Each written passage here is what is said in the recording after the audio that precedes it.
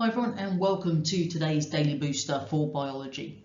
This is number 20 and it is one of the advanced information listed topics. This time it is only listed on the foundation biology.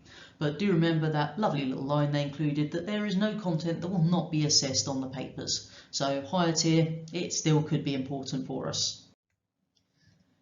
What we're going to be doing is having a little look at how we control key aspects of our body. So we're going to start off with temperature. Now, as far as controlling body temperature goes, hopefully we know that normal human body temperature is 37 degrees Celsius. So that's your core body temperature should be 37 degrees Celsius. And the reason that we need to keep our temperature relatively constant is because that is the optimum temperature for the enzymes to work at. And enzymes drive a vast number of reactions in our body that are necessary for life.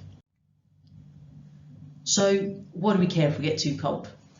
Well, if your core body temperature drops, then it's going to affect the enzymes. The enzymes are going to have very slow reactions, and as a result, one of those key reactions, respiration, is not going to happen fast enough. You won't release enough ATP, and therefore cells will begin to die. If your core body temperature drops below 35 degrees Celsius, then you're at risk of a condition called hypothermia, which is very serious indeed.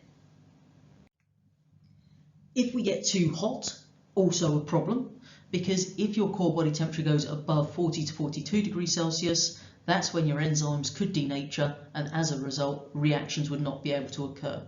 If we've denatured the enzyme, obviously the reaction can't take place, and that can lead to death.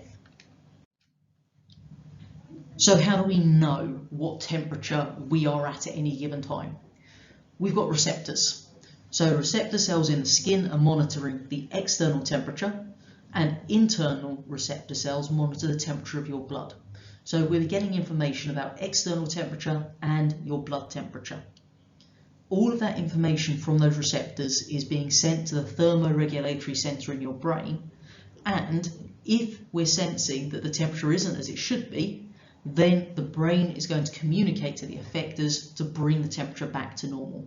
So this is just one of those examples of homeostasis, that maintenance of a constant internal environment. Let's look at the specifics now about what happens in your body. So if you are too hot, then thermoregulatory center is going to send the information to these key regions. First, the body hairs. So you've got hairs scattered all over your body, and if they are lying flat against the skin, they will not trap this air against your skin. Now that's important because air is actually a really good insulator.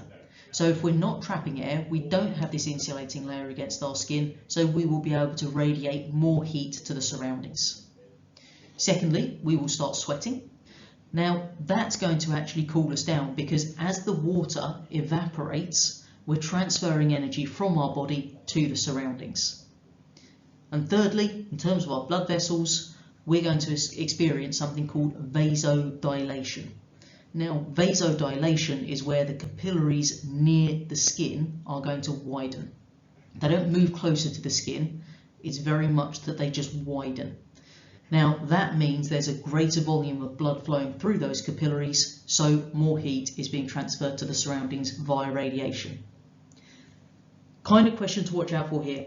If it just says list some of these ways that our body would respond to being too hot, you could literally write body hairs lie flat, sweating, vasodilation.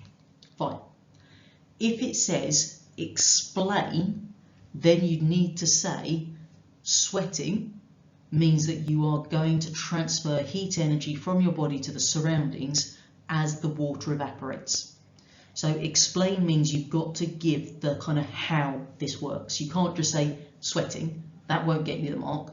You've got to say sweating and then how that works in each case. If we now consider what happens when you're too cold, pretty much the opposite. So body hairs are going to stand up and therefore trap a layer of air against the skin, which acts as an insulator. You will not sweat. You will have vasoconstriction, which is where the capillaries narrow, and that means that there's a lower volume of blood flowing near to the surface, therefore less heat is lost through radiation, and you will shiver. Now, shivering is just where muscles contract and relax really quickly, and that means we're going to have fast respiration in our cells, which transfers that extra energy as heat as well. The second thing we need to understand the controls for is blood glucose. So hopefully we know the basics, that glucose is going to be released from food during the process of digestion, and it's going to move from the small intestine into your bloodstream. Glucose is going to be used in, obviously, the process of respiration, as we established back in our first unit, V1. But if we have too much glucose in our blood for a prolonged period of time, we can actually damage very important systems, such as our blood vessels. So we've got to have a way to control this. The way that we control this then is through a hormone called insulin.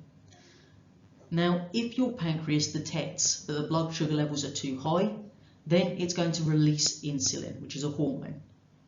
Insulin then travels through the bloodstream to its target organ of the liver or muscles, and when it gets there, it tells those cells to convert glucose into glycogen. So insulin changes the glucose circulating in our blood into glycogen, which is a storage chemical. So insulin, first one. That's not the only hormone involved though. So what we've done so far is we've had a look at insulin, which is the green bit of our little diagram here. So you can see we eat a meal, blood glucose level rises, the pancreas releases insulin, and then the liver converts glucose to glycogen for storage, brings us back to normal. If, however, we are in a situation where our blood glucose level falls, so you're doing exercise, for example, then the pancreas is still going to detect that change, but it releases a different hormone. It releases the hormone glucagon. Glucagon again travels through the bloodstream to the liver, where it then tells the liver cells to convert the glycogen into glucose.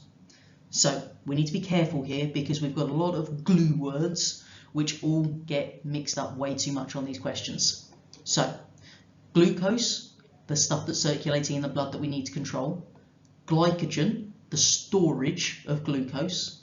Glucagon is the hormone that is going to tell glycogen to convert back into glucose, and then insulin, glucose into glycogen. So two hormones, insulin and glucagon, and don't mix up the glycogen. Final bit of this little booster today is looking at diabetes. So diabetes is basically a condition you get where you're not able to control your blood sugar levels. So there are two types. Type 1 diabetes is where you can't produce insulin. So this may be that your immune system has actually destroyed the cells in the pancreas that make the insulin, and as a result we're going to need to treat it with insulin injections. You've got to eat a balanced diet and you've got to exercise in the right levels. This is the one that normally starts in childhood. Type 2 is the one where we can't effectively use insulin. Now, this is where you might still make insulin, but your cells stop responding to it, for example. The way that this one is usually able to be controlled is through balanced diet and exercise. We can sometimes go down the route of the insulin injections if obviously the balanced diet and the exercise isn't working, or we could even give drugs that can stimulate insulin production because you still have the cells, they're just not making enough potentially. Type 2 is usually the one that occurs later in life and usually has that link to obesity.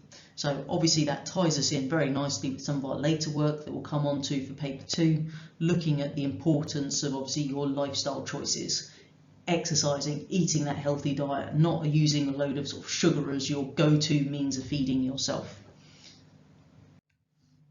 So final thing for today then is of course head over, have a go at the quiz, see how well you've understood the bits from today. If there are bits that you don't understand too well or just want to reinforce, you can use the main video on the channel, or you can obviously use your revision guides and your notes to help consolidate that work. Don't forget to join us again tomorrow for our next Daily Booster for Biology.